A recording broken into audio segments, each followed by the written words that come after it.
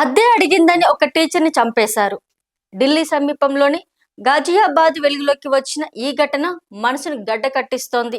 రాజ్నగర్ ఎక్స్టెన్షన్లోని ఆరా చిమేరా అపార్ట్మెంట్లో దీష్మికా శర్మ ఒక school teacher. అదే సొసైటీలో తన ఫ్లాట్ను అజయ్ గుప్తా, ఆకృతి గుప్తా దంపతులకు అద్దె ఇచ్చింది. 4 నెలలుగా అద్దె లేదు. బుధవారం మధ్యాహ్నం ఒంటరిగా అద్దె అడగడానికి వెళ్ళింది. అదే ఆమె చివరి ప్రయాణం. అద్దె విషయంలో తీవ్ర వాగ్వాదం. ఆగ్రహంతో ప్రెషర్ కుక్కర్తో తలపై దాడి, తర్వాత దుప్పటతో ఊరి ప్రాణాలు తీసేశారు.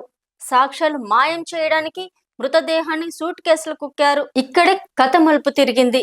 ఎంతసేపటికి దీష్మిక రాకపోవడంతో పని మనిషి మీనాకు అనుమానం వచ్చింది. సీసీటీవీలో చూసింది. ఫ్లాట్లోకి వెళ్ళింది, కానీ బయటకు రాలేదు. అదే సమయంలో సూట్ కేసుతో బయటకు వెళ్లేందుకు ఆటో పిలిచారు.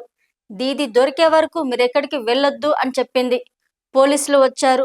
సూట్ కేసు తెరిచారు. అందులో ఒక టీచర్ మృతదేహం. అద్దె అడగడం నేరమా?